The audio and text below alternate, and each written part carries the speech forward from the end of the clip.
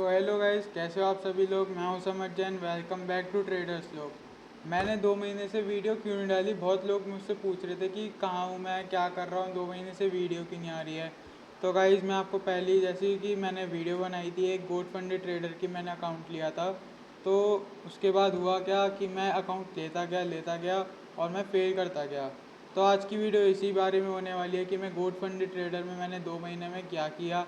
आज सारा मैं आपको बताऊंगा, मैंने पे आउट लिया नहीं लिया, सब कुछ A to Z डिटेल में आपको बताऊंगा मैं आज। तो मैं आपको डैशबोर्ड पे लेके चलता हूँ गोट फंडेड ट्रेडर के अपने। तो हम डैशबोर्ड पे आ जाते हैं। ये मैं डैशबोर्ड पे आ चुका हूँ अपने गोट फंडेड ट्रेडर का। मेरा डैशबोर्ड है जैसे कि आप देख सकते हैं। इधर नंबर ऑफ़ अकाउंट्स में देखो 26 अकाउंट्स मैंने ले लिए थे। मतलब मैं अपना कैपिटल लाया था करीबन 300 से $400 तक का। वो मैंने डे 1 से लेके मैंने करीबन करीबन डे 30 तक सारा ब्लू कर दिया। मैं आपको अभी एक एक्सेल शीट भी दिखाऊंगा जहाँ पे मेरा ये सारा डेटा रहता है। उससे आपको पता लगेगा कि मैंने अभी तक ट्रेडिंग में क्या किया है क्या नहीं किया है। तो आपको ये जो पेमेंट रिक्वेस्टेड वाले दिख रहे हैं, ये तो ऐसी फ्री अकाउंट होते हैं जो गोट फंडेड ट्रेडर के। जब हम एक अकाउंट लेते हैं तो इनका कोई चल रहा था कि एक के साथ एक फ्री देते हैं। तो उनमें पास करना होता है, उसका सर्टिफिकेट मिलता है। उसके बाद क्या होता है, हमें पेमेंट करनी पड़ती है। उसके बाद हमें रियल अकाउंट मिलता है, मतलब 1 स्टेप टाइप का हो गया ये। तो मैंने ये सारे 1 2 3 4 5 6 अकाउंट पास कर रखे थे। अब मैंने करीबन करीबन 10 to 15 अकाउंट लिए थे GFT से, और एक भी पास नहीं किया। ये सबसे बड़ी गलती है मेरी कि मतलब मैंने एक भी अकाउंट पास नहीं किया, और मैं हर अकाउंट को 2 से 3 दिन में ब्रीच कर रहा था। 2 से 3, कुछ अकाउंट लेते ही ब्रीच किए हैं, लेते ही। तो सबसे बड़ी गलती तो यही है। एक्सेप्ट, अगर एक ट्रेडर है तो उसे अपनी गलती एक्सेप्ट करनी पड़ेगी, उसके बिना वो कभी प्रॉफिटेबल नहीं बन सकता। तो उसके बाद हम नीचे आते हैं। ये फेल्ड वाले अकाउंट्स हैं। ये तो जो 100K के आप देख रहे हो, चैलेंज अकाउंट है मेरे। ये थोड़े चलते रहते हैं GFT में चैलेंज, तो मैंने पार्ट लिया था उसमें। तो ये दोनों तो उसके हैं। ये 5K का फील्ड है, ये 10K का फील्ड है। और हाँ, सबसे बड़ा जो लॉस हुआ है मेरे को प्रॉफर्म में, वो छोटे छोटे अकाउंट से नहीं हुआ। मैंने क्या किया, जब मैं छोटे अकाउंट ब्रीच कर रहा था तो मैंने क्या किया, इंस्टेंट अकाउंट लिया 10K का। वो भी 2 अकाउंट लिए एक साथ। एक साथ नहीं, मतलब एक एक करके लिए थे। पर उसमें क्या किया मैंने, जैसे ही लिया मैंने, अगले दिन साइकोलॉजी क्या बनती गई मेरी कि मेरे को पे आउट लेना है, पे आउट लेना है, पे आउट लेना है। उसकी वजह से मेरा जो सेटअप में ट्रेड करता हूँ, जो भी इधर ये रे BTC के, उसके बाद मैंने इतने अच्छे अच्छे सेटअप पे ट्रेड किया। पर जब मेरे पे कैपिटल था, तब मेरा क्या सोच रहा था, ओनली पे आउट। मेरा कोई भी मतलब रिस्क मैनेजमेंट नहीं है, कुछ भी नहीं। साइकोलॉजी, पेशेंस, इमोशन सब खत्म। सिर्फ एक चीज़ दिख रही थी तब, पे आउट लेना है कैसे भी करके। तो ये चीज़ बहुत गलत है एक ट्रेडर के लिए। मैंने ये गलती की है, मैं आपको क्यों बता रहा हूँ, आपका इससे क्या फ़ायदा है। अगर जब एक ट्रेडर गलती करता है तो जो न्यू ट्रेडर हैं, जितने भी इधर नए ट्रेडर हैं, वो मुझसे कुछ सीख सके, मैं यही चाहता हूँ। मैंने जो गलती की है वो सामने वाला ना करे। मेरे जो पैसे गए हैं, वो एक जो नया ट्रेडर होता है, जो बिगनर ट्रेडर होता है, उसके लिए जो कैपिटल होता है सबसे इम्पॉर्टेंट, उसकी वही चीज़ होती है। अगर उसके हाथ से वही चीज़ छीन ली जाए, लॉस हो जाए उसका, तो मेरे को ही पता है और एक हर ट्रेडर समझ सकता है कि कैपिटल की ज़रूरत कितनी होती है, कितना इंपॉर्टेंट होता है हमारे कैपिटल। इसलिए अगर जो मुझसे जो भी सीख सकते हो इधर, जो भी वैल्यू मैं आपको प्रोवाइड कर रहा हूँ, आगे मैं अपनी स्ट्रेटेजीज़ के बारे में वीडियो बनाऊँगा, और जो जो प्रॉफर्म के बारे में रिव्यू वीडियो बनाऊँगा, वो सबको देख के आप मुझसे कुछ ना कुछ तो सीख सकते हो, कुछ ना कुछ इन्फॉर्मेशन मिलेगी। तो एक सब्सक्राइब और लाइक ज़रूर करना। अब हम अपने उस पर ही आते हैं, डैशबोर्ड पे। मैंने कितने अकाउंट फेल किए जो मैंने इन्वेस्ट किया था, वो दिखाता हूँ मैं आपको भी। ये 5K का एक अकाउंट, 10K का एक अकाउंट, 5K का दूसरा अकाउंट, 10K का दूसरा अकाउंट, 5K 5K 9K, ये 10K का था, ये 5K का था, ये भी 5K का था, ये 10K का था। ये 100K वाला मैंने एक भी नहीं लिया, सारे कंपटीशन अकाउंट हैं वो। 5K वाला, और 5K ऐसे करते करते मैंने देखो कितने सारे अकाउंट फेल कर रखे हैं। पूरी लिस्ट आ गई मतलब। जब एक ट्रेडर के पास मतलब पे आउट ही दिखता है ना उसे, तो कुछ भी नहीं हो पाता उसका, वो सारे चैलेंजेस ब्रीच करते रहते हैं। मैं आपको एक एक्सेल शीट दिखाता हूँ अभी, जहाँ मैंने अपना सारा ट्रेडिंग हिस्ट्री लिखी है प्रॉप फर्म की, रियल अकाउंट्स की नहीं है उसमें, ओनली प्रॉप फर्म जर्नी की। अभी दिखाता हूँ। तो अभी तक की मेरी जो भी प्रॉप फर्म जर्नी है वो मेरी इस पेज पे है। मेरा आज तक एक भी पे आउट नहीं आया है, क्योंकि बस मेरे अंदर इमोशंस ज़्यादा हैं, मैं डरता ज़्यादा हूँ, और मेरे अंदर बिल्कुल कॉन्फिडेंस नहीं है, ये मानना पड़ेगा। क्योंकि जब भी मैं एक अकाउंट ले रहा हूँ, मैंने एक चीज़ नोटिस की है, वो या तो 3 से 4 दिन में ब्रीच हो जाता है, या तो अगर एक मैंने आज तक एक अकाउंट पास किया था, उसका सर्टिफिकेट मैं आपको दिखाता हूँ। ये रहा, ये मेरा लाइफ का सेकंड अकाउंट था, मतलब जो भी मैंने लिया हुआ है। ये रहा, आप स्क्रीन पे देख सकते हो, फंडेड फ्राइडे का अकाउंट है। ये पहली बार मैंने आईएनआर में पेमेंट करके ली थी इसकी। तो मैंने ये वन स्टेप अकाउंट लिया था। उसके बाद क्या हुआ, मैंने इसे 7 डेज़ में पास किया, और जैसे ही मैं फंडेड हुआ अगले 2 दिन में ही ब्रीच हो गया। वही सेम साइकोलॉजी आई कि पे आउट लेना है, अब जल्दी से पे आउट लेना है। तो ये सारी चीज़ें एक ट्रेडर को सबसे ज़्यादा बर्बाद कर देती है, कि उसकी इम्पेशनेस और डिसिप्लिन कंट्रोल जब वो खो जाता है तो सारा लॉस भी होता है, और माइंड स्ट्रेस उससे ज़्यादा होता है। एक ट्रेडर ही जान सकता है कि मैं क्या बोल रहा हूँ। तो जैसा कि आप देख सकते हो, पहला अकाउंट मैंने अपना 25 जुलाई को लिया था 2025 में, ब्लूबेरी का 5K का लिया था। उसके बाद मैंने एक फंडेड फ्राइडे से लिया था, ये मैंने पास किया था जैसे कि मैंने बताया, पर उसके बाद फंडेड फेज में फेल हो गया। फिर मैंने लगातार लगातार जीएफटी से अकाउंट लिए, एक फंडेड नेक्स्ट से भी लिया था। वो मेरा पहले ट्रेड में ही उड़ा था अकाउंट, फर्स्ट ट्रेड में वो मेरा अकाउंट उड़ चुका था। क्यों? मैं ओवरनाइट होल्डिंग कर ली थी उसमें, मेरे को इतना भी नहीं पता था मतलब गोल्ड का क्लोजिंग टाइम क्या है। मेरे को लगा था 3:30 होता है, पर था 2:30 बजे। तो मतलब बिल्कुल ही बिगनर टाइप थिंग्स होती हैं ये, जो नहीं करनी चाहिए, पर तब भी की। अब मैंने एकदम मतलब वो सारी अपनी मिस्टेक्स नोट करी है, और गलती करना कोई बुरी बात नहीं है ट्रेडिंग में, गलती करने से कोई छोटा नहीं होता। बस उस गलती को आप जैसे जैसे बढ़ाते हैं तो दिक्कत होती है। अगर आप गलतियां करो कोई प्रॉब्लम नहीं है, उन गलती को सुधारो, लिखो, उसको देखो कि क्यों हुई है वो।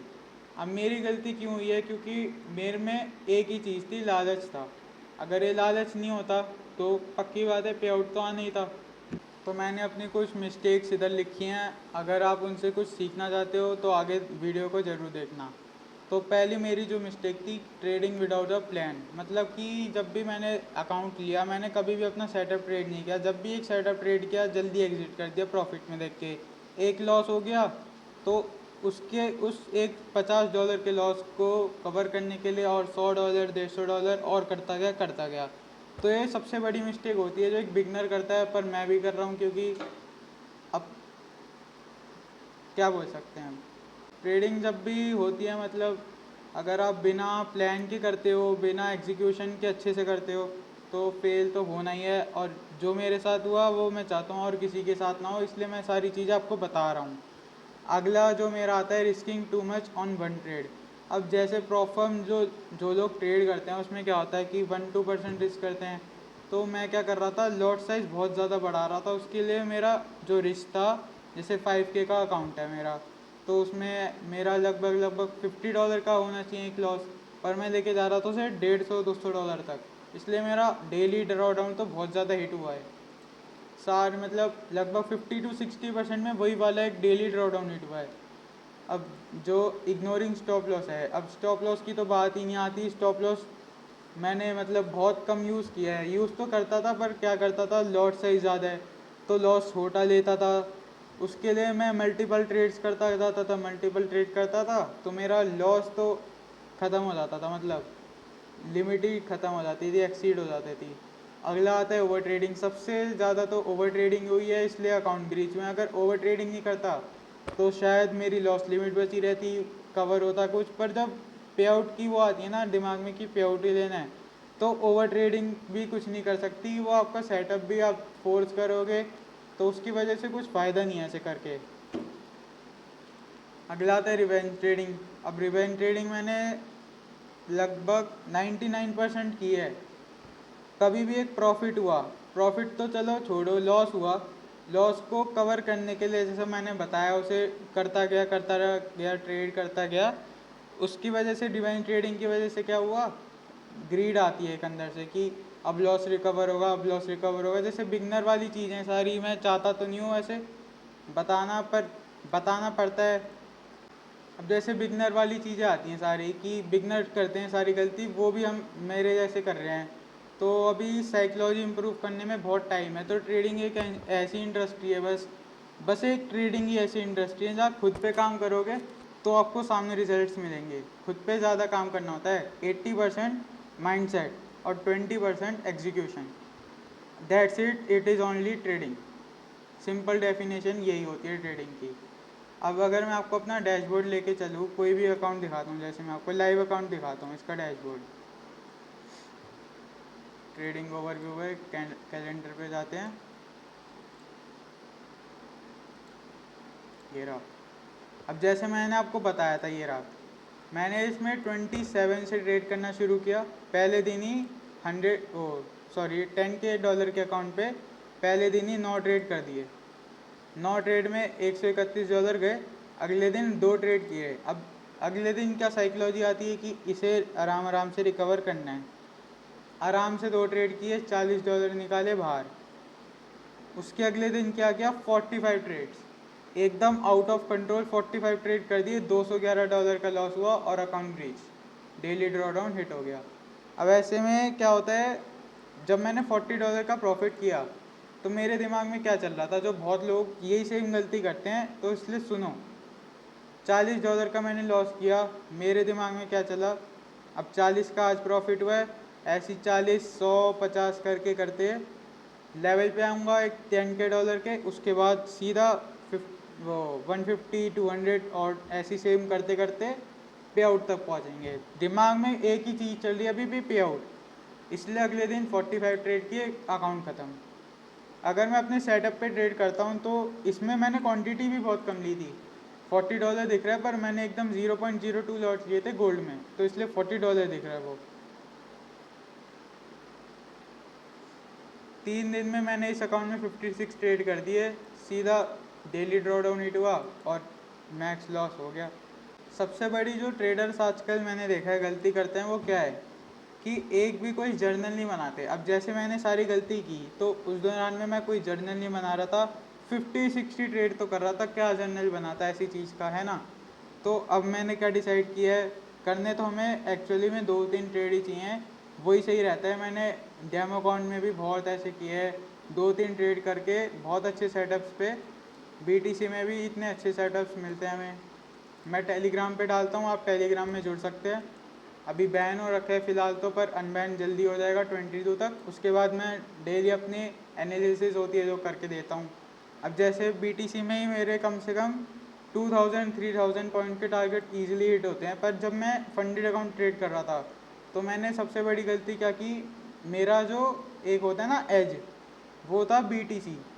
मैं बीटीसी में मतलब मेरी एक्यूरेसी अच्छी खासी है और अच्छे खासे रिस्क रिवॉर्ड रेशियो के साथ है।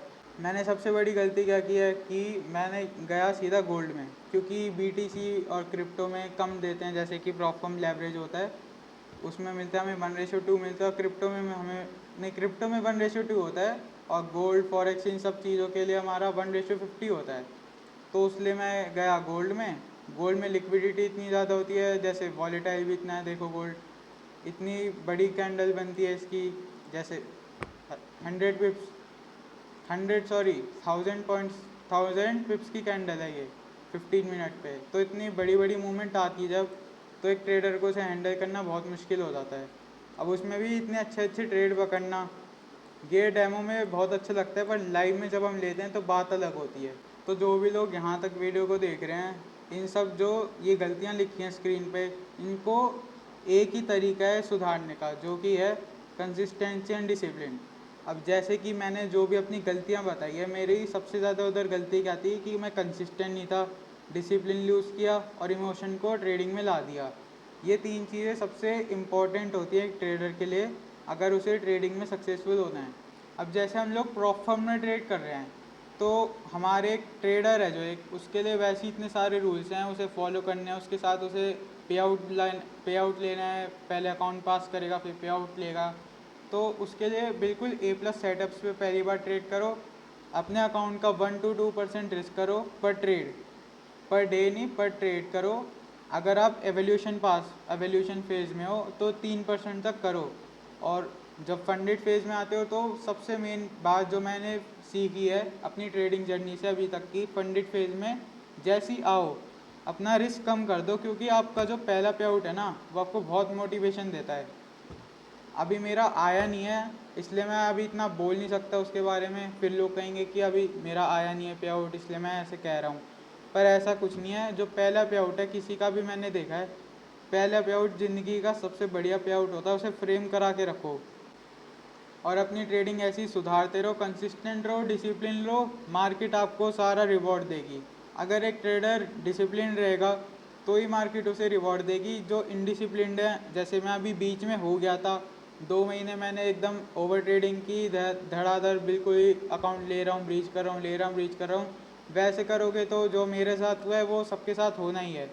तो ये एक लर्निंग वीडियो है, जस्ट मैं अपना मतलब रियलिटी बताना चाह रहा हूँ, भाग नहीं रहा बिल्कुल, जैसे लोग बताते नहीं है अपने प्रॉफिट ही शेयर करते हैं, लॉसेस शेयर नहीं करते।